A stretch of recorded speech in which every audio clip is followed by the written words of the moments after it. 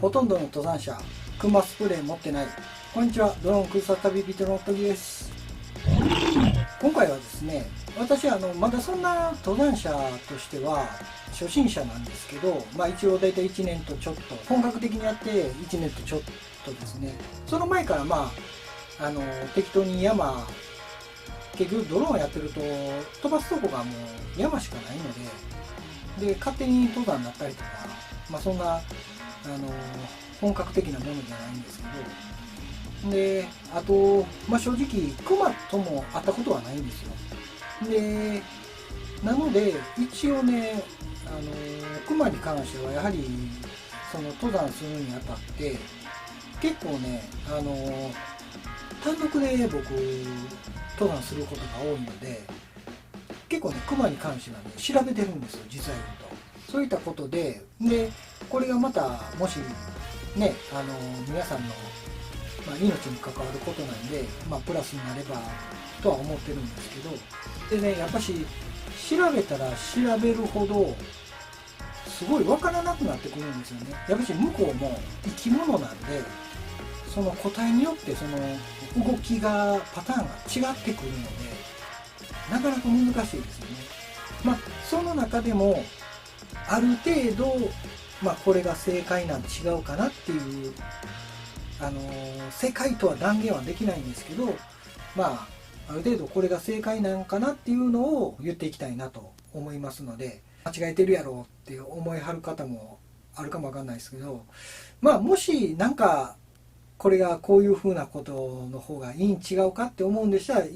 よければなんかコメント欄とかでコメントしていただければ、僕の知識にもなりますし、みんなの助けにもなると思うんで、またよろしくお願いいたします。では一つ目は、まず孫子の兵法、彼を知り己を知れば百戦危うからずの彼を知りですね。要するに熊を知るということで、まず熊の特徴ですねを調べました。で一応日本では基本的に、本州にはツギノワグマがいて、北海道にはヒグマがいます。大体この2種類が日本に生息しているということになります。ツギノワグマの特徴としては、大体身長が120から145センチになります。大体ですよ。もちろん生き物なんで例外もいけるとは思うので、一応先に言っておきますね。一応言ってるけど例外もあるということだけ頭の中に入れてください。大体おおよそで言ってますので、体重が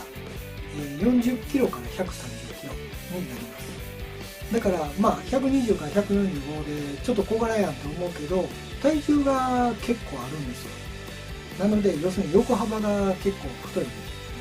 で力も強いということで、ツキノワグマでも侮るなかれという形になっていますね。で一応ね、行動時期がだいたい4月から11月頃になってきます。もちろんこれも例外がありますんで、気をつけてください。で行動時間に関しては基本的にはツギノワグマが白馬白母性っていう感じで、これ実は言うとね猫と同じなんですよ。で猫はね基本的に夜行性って思われてるかもわかんないですけど、猫も白馬白母性といって朝方および夕方に行動する生き物なんです。なのでツキノワグマも朝方と夕方に結構行動を起こしやすいんです。でただその間は行動せえへんかって言えば違うくて、一応行動はしてるみたいなんで、ただその時間朝と夕方が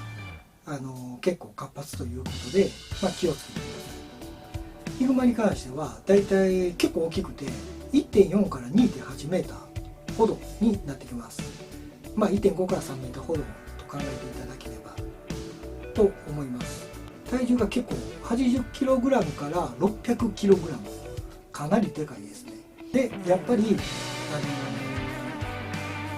人が亡くなる率は昼間の方が高いらしいです。食べ物に関しては雑食性になります。徹底草を食べてるのですが、やはりその環境によってあれですね、鹿が入ってて鹿がなくなってそれを襲って食べたりとかしてると、そういう肉とかも食べるらしいです。でこれが注意しないといけないのが、基本的にはクマは人を食べようとして襲うのではないらしくて、その縄張りとか、あとその怖いから威嚇して襲うみたいな感じらしいんですよ。で基本的には人を食べようとして襲うんではないんですが、ただやはりその人が亡くなってその後クマが食べてしまったりとか、あとその他にもなんかいろいろその人を食べてしまうと、基本的にその後は人を襲うようになるらしいです。だからやっぱしそこら辺が結局あれなんですよね、駆除という形になってきてしまうんですよね。なかなか難しいですよね。で、目が悪いらしいです。遠いものがやっぱしあまり見えないらしいです。でドキン感らしいです。近視は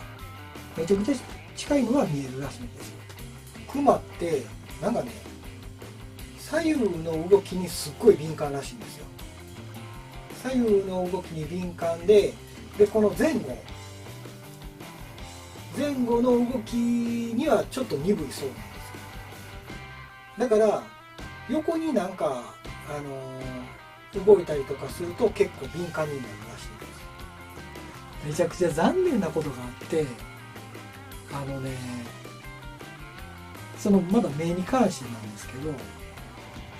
一応なんかね、その実験したらしいんですよ。どっか忘れましたけど、どっかの大学が実験したらしいんですけど、青色と黄色に結構反応したらしいんですよ。だから僕最近青のザック買ってしまったんですけどだから結構ね、青と黄色を持ってはる方は注意した方がいいと思う。なんか興味を持つらしいですわ。聴覚に関しては結構いいんですよ。一番の特徴が嗅覚なんですね。匂いですわ。匂いがすごくて、なんかね、犬ってすごいじゃないですか。犬の嗅覚ってすごい言われてるでしょ。警察犬とかもいてるぐらいやから、そのね7倍から8倍ですって。だからすごいんですよ。嗅覚がすごいんですよ。これ一回ちょっと覚えておいてもらいたいです。んで、性格的には臆病でしつこい。めちゃくちゃしつこいらしいです。だから一回襲われて助かったとしても、たまにずっとついてくる時があるらしいんで、そこら辺もちょっと注意して見とかんといけないって形ですね。で生息なんですけど、主にね、なんかそのおじいちゃん言うてたんですけど、やっぱし山と山のその山の間にいてることがあるんですよ。要は山がへこんでるところに結構いてるのが多くて、それは当たり前ですよね。そのへこんでる時に大体川とか沢になってくるんですけどね。だから沢付近に生息するみたいな感じですね。もちろんそうですよね。その水ないと生きていけないんで、そこら辺に住んでるから。だからね、遭難して、川で、どうしても人間もその遭難してしまって水がなくなってしまうと川に行ってしまうじゃないですか。何日も一応5体満足でね、遭難した時道迷いとかでやった時に、だから川で当たる可能性もあるっっていうことですね。そしてですね、またこのクマの大きな特徴の一つが足の速さですね。あれずんぐりむっくりしてるくせにめちゃくちゃ速いんですよ。なんかね、時速だいたいね40キロからめちゃくちゃ速いやつとかでしたら、なんか時速60キロ以上飛ばすクマもいてはるみたいですね。まあ要するに原茶並みですね。だからどう言ったらいいんですか、逃げようとしても追いつかれるんですね、結局。そんな感じです。で、今度は孫子の兵法、彼を知り己を知れば、己ですね、自分自身ですねは、まあとりあえず自分の中で健康管理ですよね。やっぱしある程度動かんといけないと思うから。で、あとはやっぱりザックの重さ、まあ大体はなんか僕見てたら 300m ぐらい300メーター以上離れてて、まあ、ずっと様子見で待ってて、ほんでまあクマがどっか行くみたいな感じが結構多いみたいなんですけど、やっぱりその近場で会った時なんですけど、結構ねそういう時はやっぱしそのいろいろ出てきませんよね、ザックの重さとか。まあ極力だから、軽くして、まあでもこれもまた難しい問題ですよね。だから軽くしたら軽くしたで、要は食料を減らしたりとかしたら結局あんまり食べれなくて元気なくなったりとか、逆効果になったりとか、なかなかそこら辺は難しいですよね。まあとりあえずただそのある程度やっぱしザックを軽くするで、フットワークですよね、軽くした方がまあまあまだ大丈夫かなとは思いますけど、うん、で、3つ目があれですよね、孫子の兵法、戦わずにして、孫子の兵法、戦わずにして勝つになります。要するに出会わないっていうことが一番大切ですよね。でまず一番有名なのがもう皆さんも知ってると思うんですけど、ベル、スズベルなんですよ。でね、これねまだねスズベルもいろいろ調べたんですよ。で基本的にはスズベルはいいんですけど、なんかねもうね調べたら調べるほど正解が分かんなくなってくるんですよ。なんでかって言ったら、基本的にはそのスズベルを鳴らしたらいいとは言われてるんですけど、逆に子グマとかが興味本位で近寄ってきたりとかするらしいんですよ。だからそこら辺もめっちゃ怖いじゃないですか。とか思いながらだからどう言えばいいかな。でも一応まあその基本ですよ。基本は自分の存在を知らしめる、遠いとこからでも自分の存在を知らしめるために鈴とか、あと何かしら叩くとかですね。なんか漁師さんがやってるにはなんかその漁師さん用の爆竹、なんか許可がなんかいるみたいですけど、あんなとこもやってるみたいですね。そんな感じですわ。でとりあえずいろいろ音を鳴らして自分の存在を知らしめるという形になってきます。でまあでも基本的には鈴を鳴らした方がいいらしいので、そういう感じになると思います。そこら辺はちょっとね僕何とも言えないですですね。であとは匂いですね。さっきも言ったようにそのクマってもう匂い収穫がすごいんですよ。犬の7、8倍なんでそこら辺がすごいんですよね。だからとりあえず食品、ザックの食品ですね、はもうジップロックとかもうロックできるやつ、匂いが散乱しないやつですねを購入していただいて、絶対に匂いを外に漏らさないようなことをしていただいた方がいいと思います。前に福岡大学は北海道のなんかちょっと名前忘れましたけど、山に行った時に熊に襲われたらしいんですよ。でその時にザックを持ってかれたらしいんですよ、一発目に。でザックを持ってかれて、でなんかまた取り返したらしいんですけど、でそれがめちゃくちゃしつこくて熊がずっとついてきとったらしいんですよ。で結局最終的にはなんか200ぐらいして結局食べられたそうなんですけど、なんかねこれにはいろいろあって、要するにザックを狙ってるんですよね、初めに。ということはそこにあるっていうことを知ってる可能性が大じゃないですか。だからさっき言ったように食品の匂いが漏れてた可能性があると。んで結局どう言ったらいいんですかね、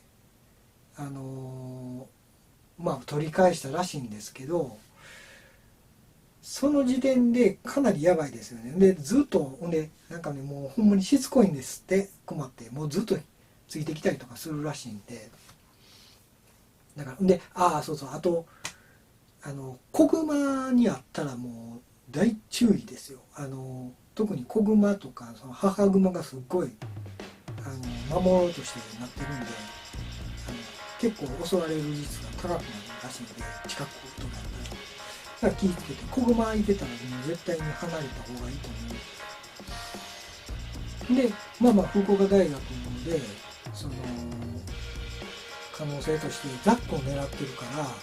食品の匂いが、漏れてたかで、もう一つ可能性があるんですよ。実はこれね多分ね誰も言わないんですけど、前の人がもしかしたら襲われてそのザックにいろいろ食品があってそれを知ってた可能性もあるんですよ。だから逆を言えば熊で下手こくとあれなんですよ、次の人にも迷惑かけるんですよ。要は僕がその食品の匂い醸し出しながら歩いてて熊に襲われて、でザック取られてみたいな感じで、多分熊がそれを食べて、で僕は無事で助かったかも分からへんけど、もしかしたら亡くなってるかも分かんないですけど、で家帰ってきたとしたら、でもクマがそれを覚えてるんですよ。だから要するに人イコール美味しいみたいな感じになってくるんで、だから餌とかあげたらあかんっていうのがあるじゃないですか。だからそこら辺で、気をつけないといけないということですね。だから次の人にも迷惑かかってくるんで、僕ね思うんですけど、ザックとかやられたりとかして、それだけでも報告した方がいいですよね、今後絶対に。だから食品あってそれを食べてたとしたら、こいつら持っとんねや、こういう食品を持っとんねやと思って覚えるんで、だからかなり怖いですよね。なのでそういったところも注意しないといけないです。であともう登山者やったら分かってると思うんですけど、あれですよね、その食品のカスとかを捨てないですよね。汁とかそこに染みついてしまって匂いが染みついてしまうとやばいじゃないですか。だからテントバーとか絶対やったらダメでしょ。だからそこら辺も気をつけないといけないですね。4、クマに出会ったらですね。大体 YouTube 見てると外国のはすごいんですけど、大体うちの日本の YouTube とか見てると大体はまあ 300m 以上離れてるとかで多いみたいなんですね。だってその時皆さんあれですね、もうちょっとずっと見ながら様子見てみたいな感じで無理やり近寄らずに登山道にいてた場合ですね、ずっと様子見て、もうどっか行くまで様子見てはりますわ。ずっと 300m 以内で大体その距離やったらまだね、ある程度そういったことになってくるんですけど、やっぱり近くになれば近くなる、また対処方法は違ってきますやんか。ででその時になんかされてたんが、やっぱり音を気づくように音をなんか鳴らしてたそうですわ。なんか感覚が難しいですよね。だからもしある程度まあ 150m か 100m ぐらいでちょっとまだ準備ができる感じの時ですよねの場合は、一応まあなんか後ずさり背中向けたら本能で追っかけてくるらしいんで、前を向きながら後ずさりしていって離れていくと。で木があれば木を前にして、でもこれ熊見えへんようになったらあれやから、ちょっと見えてるような状態ですよね、多分ちょっと見えてるような状態で見ながらこう後ずさりしていった方がええとは言ってますね。これ目線もね難しくて、基本的には外したらあかんとは言うけど、なんかねずっと見ててもあかんっていう記事もあったんですよ。わかんないんですよ、そこら辺が。だから、まあ、ある程度、まあ、前の方を向いとった方がええんちゃうかなんで、目線はまあまあ顔の近くでいいんじゃないかで、ゆっくりと後ずさると、背中向けずに。背中向けると危ないんで、また走るともう絶対に本能で追いかけてくるんで、それはダメっていうことでした。でちょっとやばい、近く興味本位かなんか知らんけど近くに寄ってきてしまうと、威嚇方法なんですけど、もしポールがあれば、ポールがすごい役立つんですよ。まずその高台があるんでしたら、高いところに登ってで立つと、ある程度高いところが優位になるらしいんですよ。で木とかは一応なんか登ってはったけど、なんか熊も登るらしいんで、ちょっとそこら辺は三角らしいですよ。登れへん熊もいてるらしいんで、大概でも登ってくるらしいんですけど、だから登ってる間に攻撃ストップの攻撃ですね。そういう感じで、まあ木を登るはちょっとサブ的なもので、あくまで近くになった時に威嚇方向としてこれを上に上げるらしいんですよ。で大きく見せてやるといいらしいんですよ。ただ近すぎてこれをやってて近すぎてこれ攻撃できないじゃないですか。だからその程度があるんでしょうね、多分。熊の弱点は基本的には鼻なんで、一応それだけ覚えていただいたらいい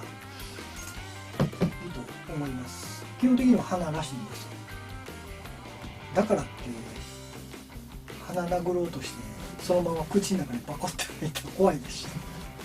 めちゃくちゃ難しいんですよ。だからそこら辺で、そうそう、おじいちゃんの漁師さんが言ってたけど、大概生きて帰ってこられる人ってやっぱしある程度戦った人んで、やっぱし一番完全にも襲われ、まあ、明らかに襲われる準備ができて襲われるという形でしたら、基本的にはやっぱしクマスプレーが一番有効だそうです。ほんでね、もうこれがね、最終手段で、どう言ったらいいんですかね、もう攻撃もできなくてどうしようもなくなった場合のもう最終手段の防御方法なんですけど、それが、こういう形で、で背中にザックはあると仮定します。で、こういう形で足も全部伸ばして、これで、首を守って、こんな感じで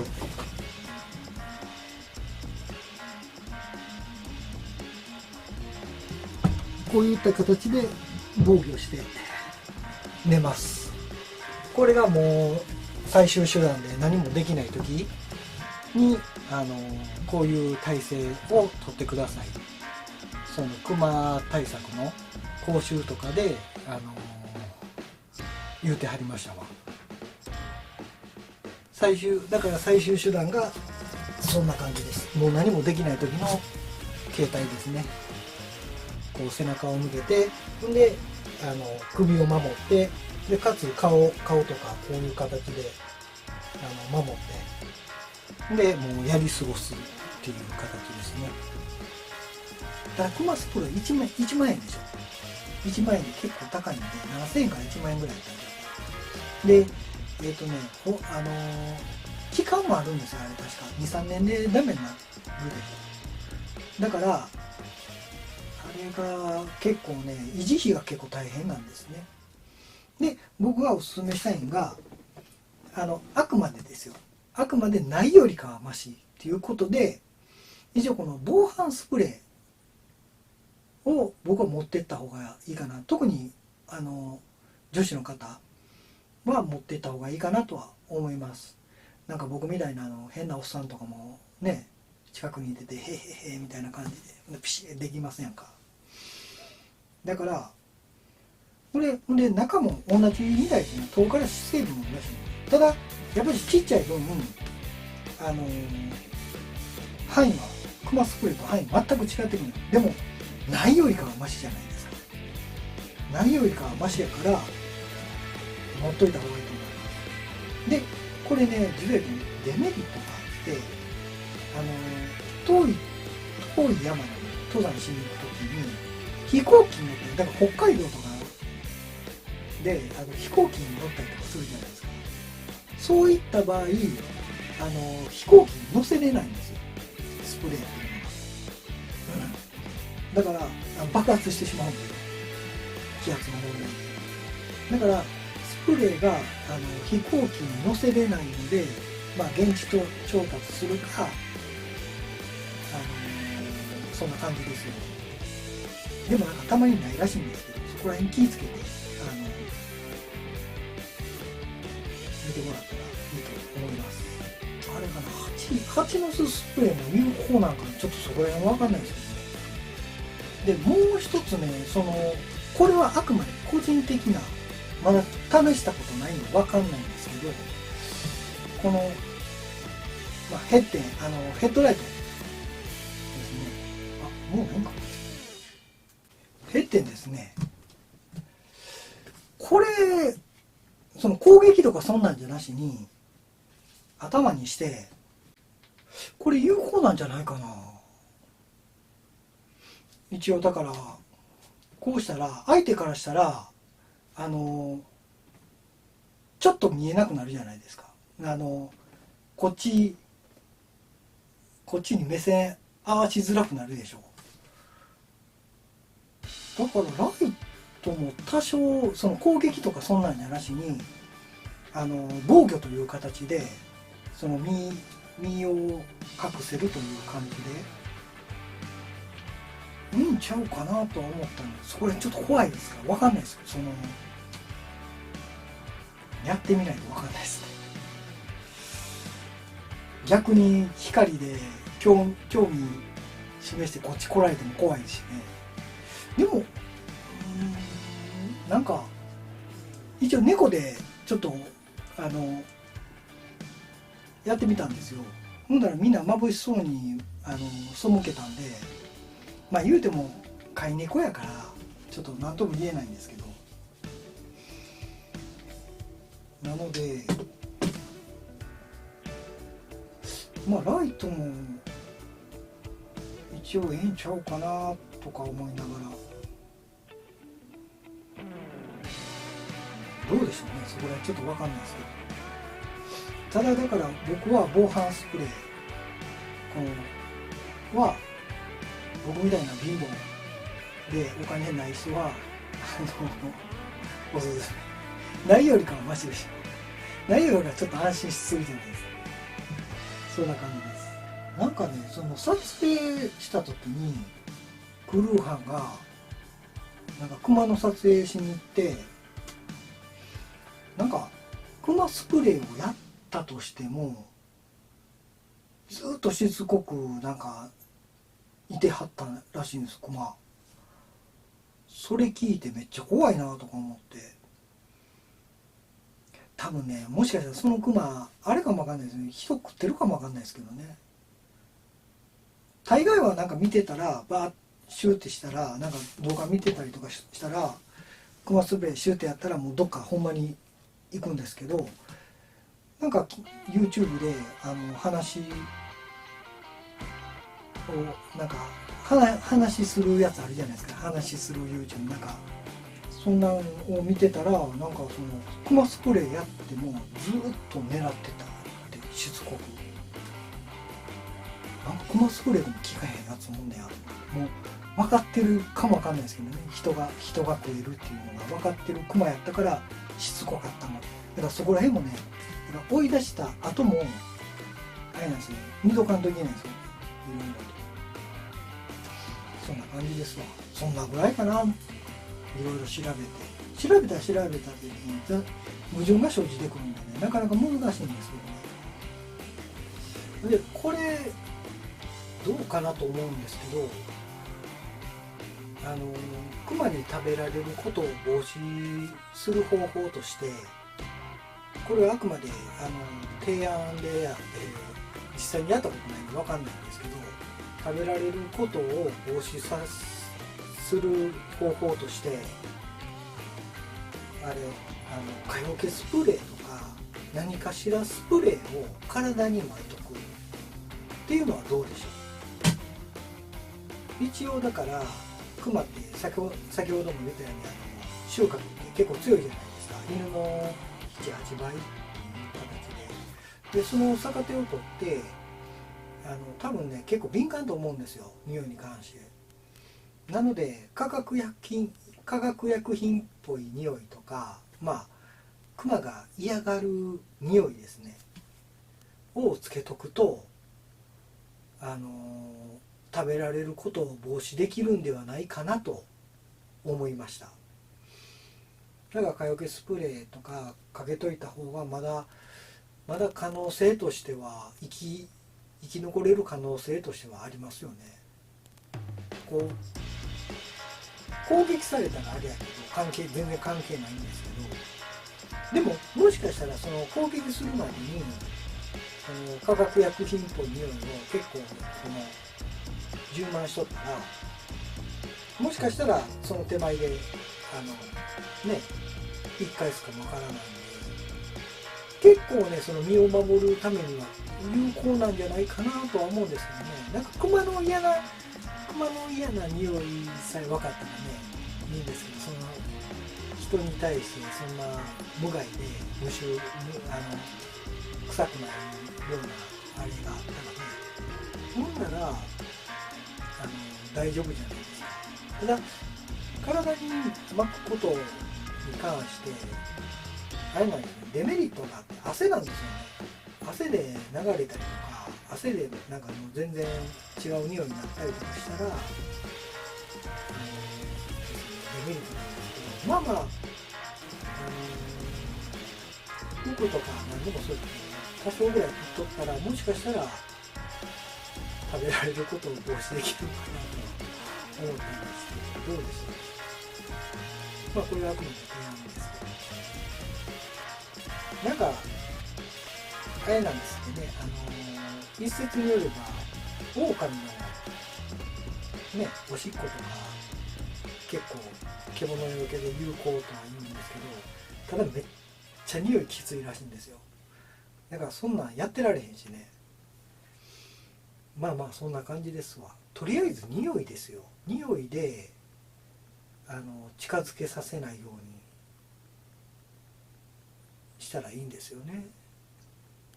そんな感じです。以上、ドローン空撮旅人の時でした。グッド指チャンネル登録よろしくお願いします。で、結局8回を買っちゃいました。試してみやんと分かんないですけど、熊よけにもなるかなと思っとって、でまあ体にふかしときゃね、もしかしたら食ってくれないかもわかんないじゃないですか一応墓やからね、熊の鼻結構犬の7倍から8倍優れてるんで、これでね逃げてくれたらありがたいじゃないですか。これをまぶしといて。ハッカ油って荒れたりするのかな、皮膚とかちょっとわかんないんですけど、まあとりあえず体かもしくは衣類とかに、体が嫌やったら衣類とかにちょっと吹きかけといたら、まあいろんな意味で